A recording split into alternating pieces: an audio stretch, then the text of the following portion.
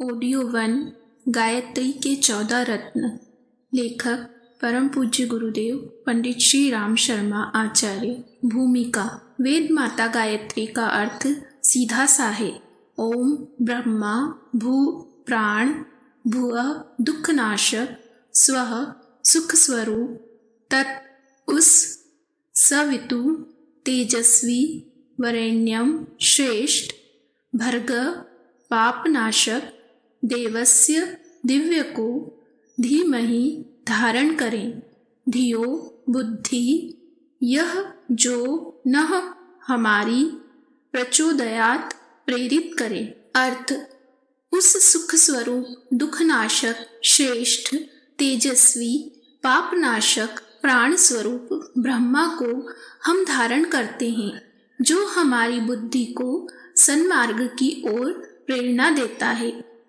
इस अर्थ में 3 तथ्य सन्निहित हैं। पहला, ईश्वरीय दिव्य गुणों का चिंतन, जिससे उन गुणों की अपनी मनोभूमि में वृद्धि हो। दूसरा, ईश्वर को अपने अंदर धारण करना, जिससे आत्मा अपने को परमात्मा बना सके। तीसरा, सद्बुद्धि की प्रेरणा के लिए प्रार्थना, जिससे कुसंस्कारों का नाश और ऋतंभरा प्रज्ञा का उत्थान हो। इन तीनों तत्वों में ज्ञान, कर्म और उपासना की सारी विद्या छिपी हुई है। गायत्री के 24 अक्षरों में धर्म, नीति, जीवन कला एवं लोक व्यवहार की बड़ी ही महत्वपूर्ण शिक्षा भरी हुई है। इस शिक्षा को भली प्रकार हृदयंगम कर लेने से वह उद्देश्य पूरा हो सकता है, जो वेद, शास्त्र, पुराण, स्मृति आदि पढ़ने से होता है। धर्म ग्रंथों का उद्देश्य मनुष्य के विचार, उद्देश्य, भाव, लक्ष्य एवं दृष्टिकोण को शुद्ध करना है, जिससे उसकी शारीरिक और मानसिक क्रियाएं सतोगुणी एवं धर्म संगत होने लगे। यही प्रक्रिया गायत्री के अक्षरों में छिपी हुई महान शिक्षाओं को अपनाने से हो सकती है। इसलिए गायत्री को वेद शास्त्रों का निचोड़ तत्व कहा गया है। जैसे गिलोय का थोड़ा सा सत्व खाने से बहुत बड़ी गिलोय चबाने का फल मिल जाता है, वैसे ही गायत्री का मर्म अर्थ समझने से धर्म ग्रंथों का विशद अध्ययन करने का लाभ मिल सकता है। इन्हीं तथ्यों की गायत्री गीता में व्याख्या की गई है। प्रत्येक पद का अर्थ एक एक श्लोक में बताया गया है। गायत्री गीता के 14 श्लोक समुचित 14 रत्न हैं। समुद्र मथने से अमृत, लक्ष्मी, कामधेनु आदि 14 रत्न निकले थे। धर्मशास्त्रों का मंथन करके गायत्री गीता निकाली गई है। गायत्री गीता के 14 श्लोकों की विवेचना इस पुस्तक में की गई है। ईश्वरीय सत्ता का तत्व ज्ञान। ओमित्येव सुनामध्येयमनघं विश्वात्मनो ब्राह्मणं सर्वेष्वेव हि तस्य नामसु वसोरेतत् प्रधानं मतं यं वेदा निगदन्ति न्यायनिरतं श्रीसच्चिदानन्दकं लोकेशं समदर्शिनं नियमिनं चाकारहीनं प्रभु। अर्थ है, जिसको वेद न्यायकारी सच्चिदानंद, संसार का स्वामी, समदर्शी, नियामक और निराकार कहते हैं, जो विश्व की आत्मा है। उस ब्रह्मा के समस्त नामों से श्रेष्ठ नाम ध्यान करने योग्य ओम यह मुख्य नाम माना गया है। गायत्री स्मृति के प्रथम श्लोक के अनुसार ओम भूर्भुवः स्वः का भावार्थ इस पुस्तक के आरंभ में दिया जा चुका है। गायत्री गीता में इन प्रणव और व्याधियों के 4 पदों के लिए अलग अलग 4 श्लोक हैं। इन चारों की विवेचना अब इन पृष्ठों पर की जा रही है। इस प्रकार प्रणव और व्याधियों का दोहरा अर्थ जानने का सुअवसर पाठकों को प्राप्त होगा। गायत्री मंत्र के आरंभ में ओम लगाया जाता है। ओम परमात्मा का प्रधान नाम है। ईश्वर को अनेक नामों से पुकारा जाता है। एकम स्वद्विप्रा बहुधा वदंती। उस एक ही परमात्मा को ब्रह्मवेत्ता अनेक प्रकार से कहते हैं। विभिन्न भाषाओं और संप्रदायों में उसके अनेक नाम हैं। एक एक भाषा में ईश्वर के पर्यायवाची अनेक नाम हैं, फिर भी वह एक ही है। इन नामों में ओम को प्रधान इसलिए माना है कि प्रकृति के संचालक सूक्ष्म गतिविधियों को अपने योग बल से देखने वाले ऋषियों ने समाधि लगाकर देखा है कि प्रकृति के अंतराल में प्रतिक्षण एक ध्वनि उत्पन्न होती है जो ओम शब्द से मिलती जुलती है। सूक्ष्म प्रकृति इस ईश्वरीय नाम का प्रतिक्षण जप और उद्घोष करती है, इसलिए यह अकृत्रिम देवी स्वयं घोषित ईश्वरीय नाम सर्वश्रेष्ठ कहा गया है।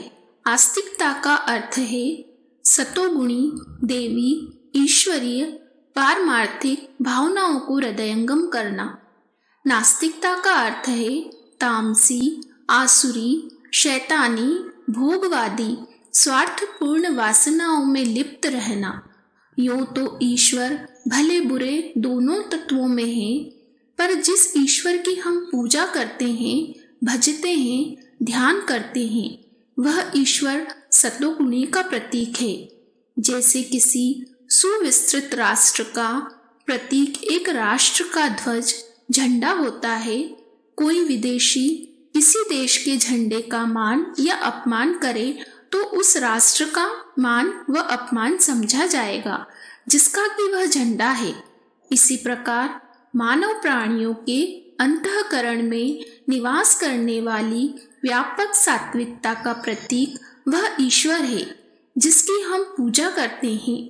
ईश्वर की प्रतिष्ठा, पूजा, उपासना, प्रशंसा, उत्सव, समारोह, कथा, यात्रा, लीला आदि का तात्पर्य है सतोगुण के प्रति अपना अनुराग प्रकट करना, उसको हृदयंगम करना, उसमें तन्मय होना।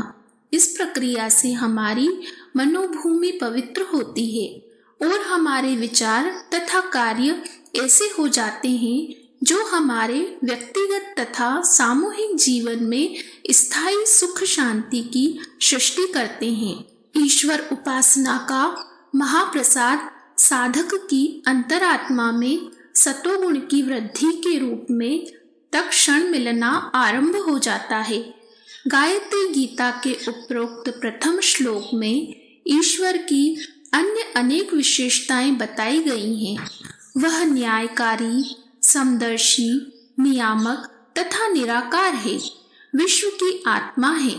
विश्व के समस्त प्राणियों में आत्मा रूप से वह निवास करता है।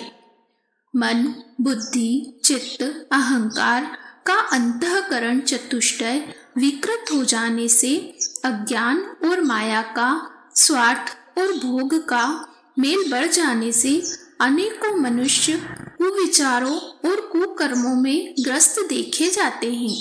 फिर भी उनका अंतरात्मा ईश्वर का अंश होने के कारण भीतर से उन्हें सन्मार्ग पर चलने का आदेश देता रहता है। यदि उस अंतरात्मा की पुकार को सुना जाए, उसके संकेतों पर चला जाए, तो बुरे से बुरा मनुष्य भी थोड़े समय में श्रेष्ठतम महात्मा बन सकता है।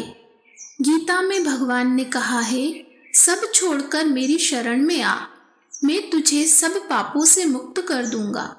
अंतरात्मा की परमात्मा की शरण में जाने से, आत्मसमर्पण करने से, देवी प्रेरणाओं को हृदयंगम करने से मनुष्य ईश्वर का सच्चा भक्त बनता है। भक्त तो भगवान का प्रत्यक्ष रूप है।